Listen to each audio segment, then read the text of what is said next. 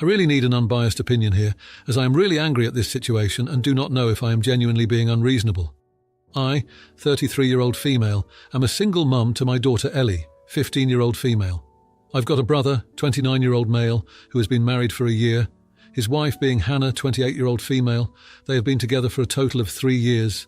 A couple weeks ago, Hannah gave birth to their first child together. She has welcomed visitors, but I have no intention of visiting her and their baby because I am angry at her. I am angry because a month ago, Hannah and my brother stayed at my place temporarily for a week. They were between rent leases and did not have anywhere else to go in the meantime. I was not enthusiastic about them staying, as my relationship with my brother has been complicated, but I wanted to help them out. On the day they arrived, and on the day they left, Hannah screamed at my daughter and berated her for very petty things. The first incident was when Ellie helped them bring their stuff into the house, and she left a pack of their soda bottles on the kitchen counter. They ended up being forgotten until sort of dinner time, and Hannah got all riled up because they were not in the fridge, and warm soda makes her feel sick. She did say sorry to Ellie afterwards, but it did not seem genuine, and she just blamed it on her hormones. The second incident happened when I was at work. Ellie had eaten some fruit roll-up snacks that were in the kitchen, which I do sometimes buy for her. These ones actually belonged to Hannah, which my daughter did not realize, and she screamed at Ellie and made her cry, telling her she is useless and stupid.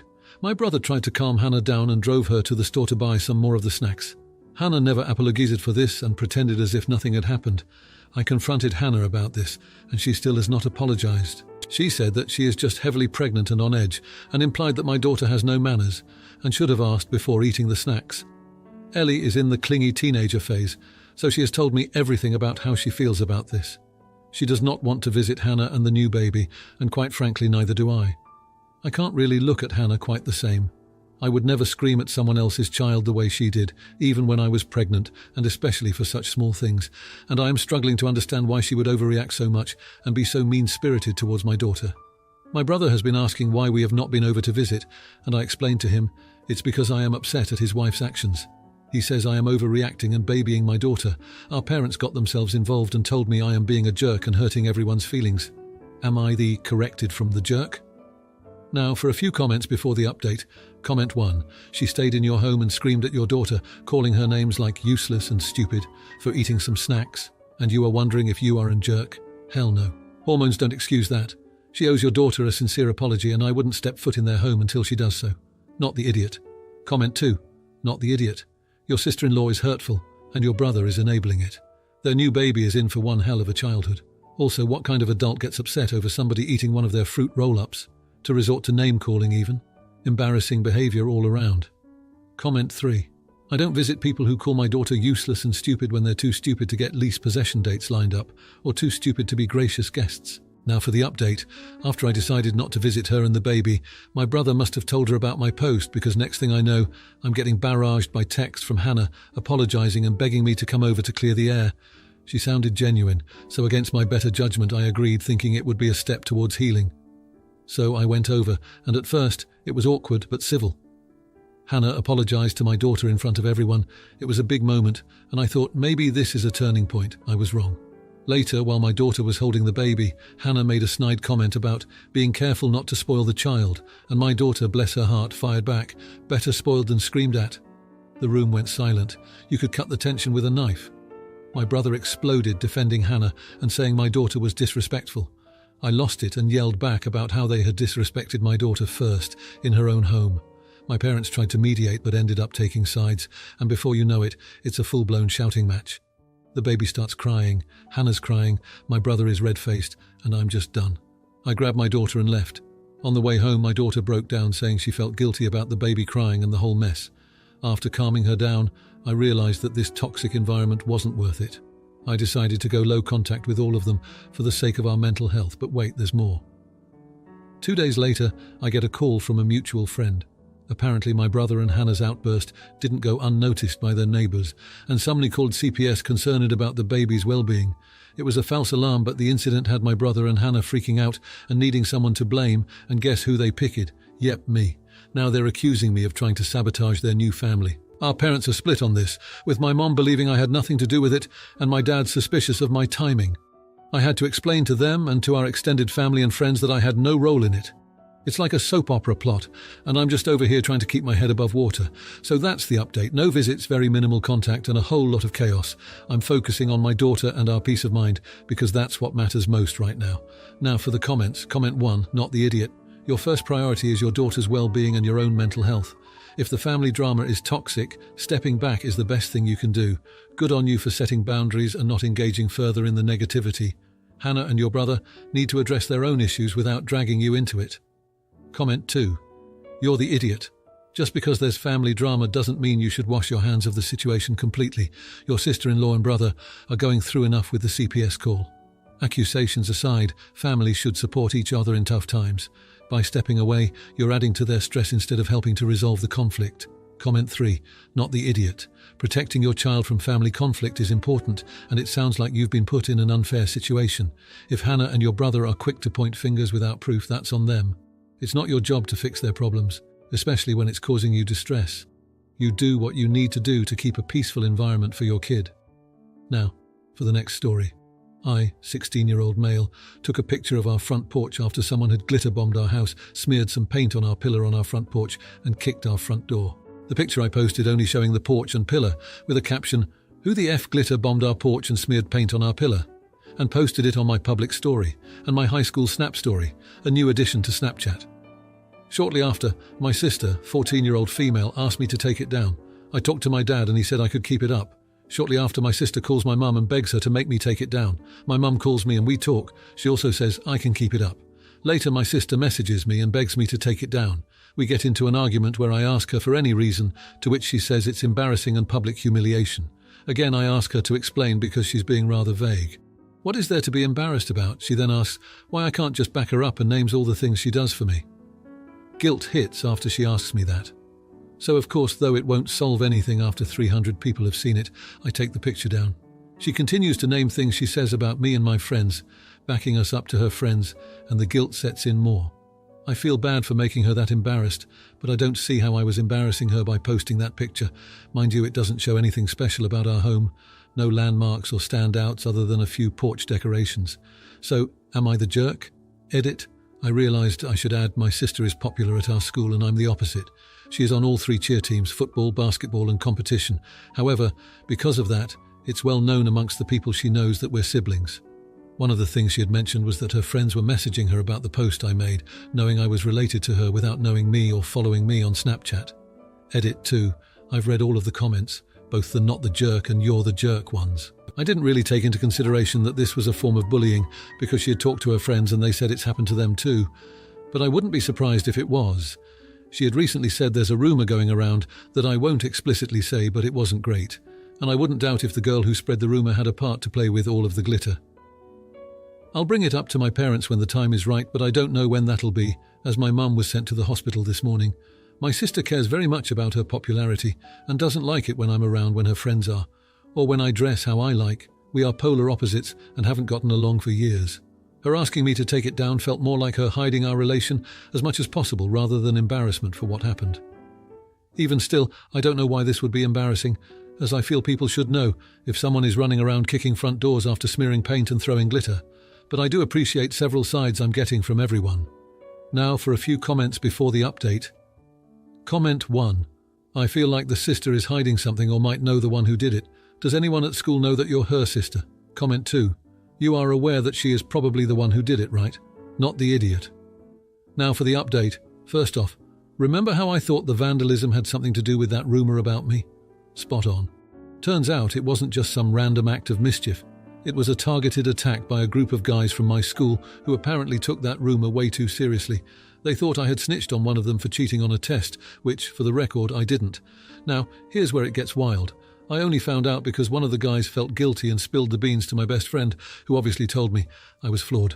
But before I could even process that info, the second bomb drops. My sister was in on it. Yes, you read that right. My own sister helped these clowns because she was mad at me for a stupid sibling spat a few weeks ago. She thought it would be a harmless prank, but when things escalated, she panicked. Her begging me to take down the photo was her trying to cover it up because she realised she messed up big time. So now, our parents are involved, and it's a whole thing. They're super disappointed in her, and there's talk of grounding and removing her from her dance team as punishment. As for the guys who actually did the vandalizing, the school got wind of it, and they're facing some serious consequences. Think suspension, potential expulsion kind of deal. Meanwhile, I'm getting apologies left and right, but I'm just sitting here trying to wrap my head around the fact that my sister, who seemed so upset on my behalf, was part of the reason I was scrubbing glitter off our porch at 11 p.m. Oh, and the rumour cleared up. Once the truth came out, people realised I wasn't the snitch. In fact, this whole thing has kind of made me some weird kind of school celebrity, which is the last thing I wanted. So yeah, that's the update from glittery porch to family and school drama. It's been an intense couple of weeks, to say the least. Now for the comments. Comment 1. Not the idiot.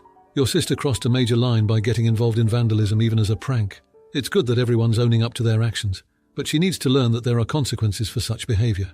You were unjustly targeted, and it's only fair that those responsible are held accountable. You're handling the situation with more grace than most would. Comment 2.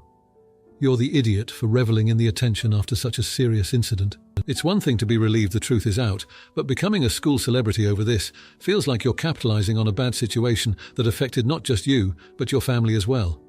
Maybe focus on repairing relationships instead of enjoying the spotlight. Comment 3. Not the idiot, and honestly, your sister being in hot water is justified. Vandalism isn't a joke, and she needs to understand the gravity of her actions. It's a tough lesson, sure, but better learned now than later. Plus, you've been through the ringer with all this drama, you deserve the apologies, and a chance to move past this without further blame. Now for the next story. My 29-year-old female, husband's 30-year-old male. Parents are wealthy, and he tries to take whatever chance he can to pay them back for the privileged upbringing they've afforded him. We're talking thousands per year. He tries to pay for their bills, send them $1,000 for every birthday, holiday, etc. They try to refuse because they do not need or even want the money. When we're talking wealthy, we're talking they don't bat an eye at spending hundreds of thousands casually on a new vacation home every few years. So the extra money means nothing to them, but my husband absolutely insists on sending them the money and refuses to let them send it back in hopes that he can eventually pay them back. His privileged upbringing is an insecurity of his since often in modern society, it's seen negatively to have grown up wealthy and being able to take the easy street in life. He wants to say that his successes are self-made. I bring this up to him each time, but he counters saying that I am selfish and ungrateful for all that they have done for us. It's not giving them our money. It's giving back some of the money that they've given to us, he said. I usually let it go at the end of each argument. I snapped the other day when he offered to pay their $3,000 credit card bill and confronted him after we got home, saying that he needs to consult with me before gifting his parents such large sums of money. I asked him why he feels the need to be giving money from us, a middle-class working couple, to his parents who are in the top 1%.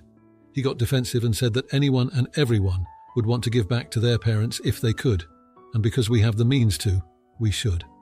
When I point out that it's him they've given money to in the form of paying for his tuition, his car, his food, clothing, etc., he then countered that I can think of it as him alone giving his money back to them.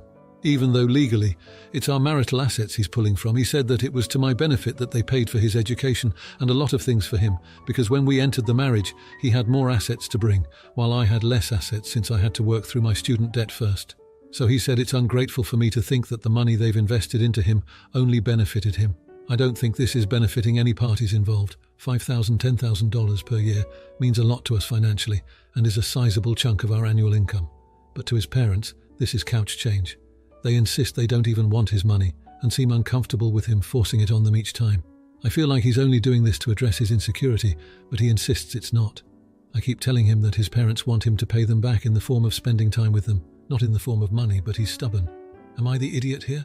Maybe I don't understand because I am alienated from my parents and thus don't understand how the normal parent-child dynamic should work. Now, for a few comments before the update. Comment 1. Not the idiot, holy shoot, this is not the way to deal with his privilege. If you have privilege, you should use it to help others who don't, not to help people who have more privilege. Comment 2. Not the idiot. But I don't think this is even about money. Your husband has some deep issues about his relationship with his parents and upbringing that he needs to address. Comment 3. When parents give loads of money to their kids, there's often a feeling of being indebted, even if no one verbalizes that. Maybe he's trying to not feel indebted. Now, for the update. After a lot of soul-searching and some intense yet constructive conversations, my husband finally opened up about the deep-rooted guilt he's been carrying over his privileged upbringing. He confessed that it was never about the money, but about seeking validation from his parents and proving his independence. We decided to seek couples therapy to work through our differences in a more structured way. During therapy, my husband had a breakthrough. He realized that his parents didn't want or expect his money. What they truly wanted was a relationship with their son built on genuine interactions and not financial transactions. It was a couple of months ago when he broached the topic with his parents. To his surprise and somewhat to his chagrin, they admitted they had always felt a bit uncomfortable with the money he was giving them. They were proud of his achievements and didn't want their relationship to be tainted by financial obligations. In a beautiful turn of events, they proposed using the money he had been giving them to set up a family charity fund. The idea was to support causes we all cared about and to do so as a family. My husband loved the idea, and we've since become involved in various local community projects together. This has brought our families closer and given us a shared purpose. As for us, our financial burden has eased, and our marriage is stronger than ever. We're learning to communicate better and to understand each other's perspectives. We've also started a small tradition of our own, where we spend one weekend a month doing something special as a family, just us or with his parents. It's about time, not money, and these moments have been some of the happiest we've had. In the end, my husband's relationship with his parents has transformed. They spend more quality time together, and he's learned that their love and pride in him are not tied to his bank account. It's been a heartwarming journey for all of us, and I'm so grateful that we found our way through this. Our future looks brighter, and our bonds, both as a couple and as a family, are stronger because we faced this issue together and came out with a deeper understanding of what matters most. Now for the comments, comment 1. Not the idiot. Honestly, this is a beautiful outcome. Using money to set up a charity fund instead of just handing it out to already comfortable parents is a brilliant way to give back and find shared meaning. It's great that therapy helped you realize that relationships are more than financial transactions. Plus, it sounds like your parents are genuinely supportive of this decision, so it's a win-win situation that's brought everyone closer. Kudos to you. Comment 2. You're the idiot. I get where you're coming from, but it sounds like you made a decision about the money without fully considering your parents' feelings. They might say they're okay with it because they love you, but they could be just putting on a brave face. You should have involved them in the decision-making process, especially since it's their money too. It's great to start a charity, but not at the expense of your parents' financial comfort. Comment 3. Not the idiot at all.